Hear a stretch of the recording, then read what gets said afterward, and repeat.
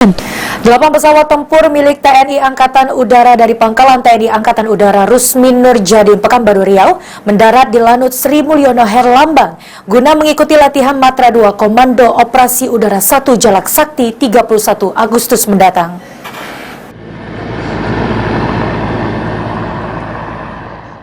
Latihan Mantra 2 Komando Operasi Udara 1 Jalak Sakti yang akan berlangsung pada 30 Agustus mendatang guna meningkatkan dan mengukur sejauh mana kesiapan operasi satuan di jajaran Kopsut 1 dalam menghadapi ancaman yang ada.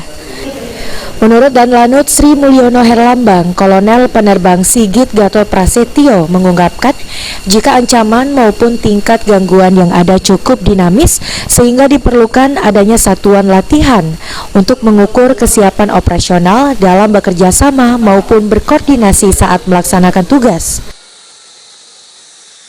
Dalam rangka melaksanakan latihan Matra 2 Jalak Sakti 2022 dan latihan lain guna meningkatkan dan mengukur sampai sejauh mana kesiapan operasional satuan-satuan di jajaran Kopsut 1.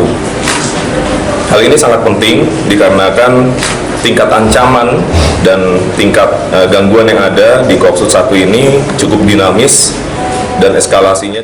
Sementara itu, Komandan Skadron Udara 16 Lanut Rusmin Nurjadin Pekanbaru, Mayor Penerbang Bambang Aulia Yudhistira mengungkapkan, dalam latihan Jalak Sakti nanti, Skadron 16 diberi beberapa tugas, diantaranya menghalau serangan musuh dari udara dan menghancurkan sasaran darat yang sudah dipilih oleh Skadron Udara 16.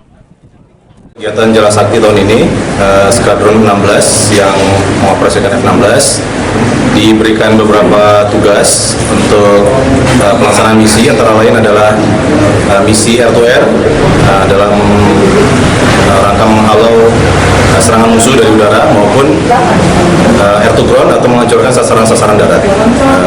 Sasaran-sasaran tersebut sudah dipilih untuk dihancurkan oleh F-16, beberapa bentuk sasaran maupun ukuran memang disediakan untuk mengukur bagaimana tingkat latihan.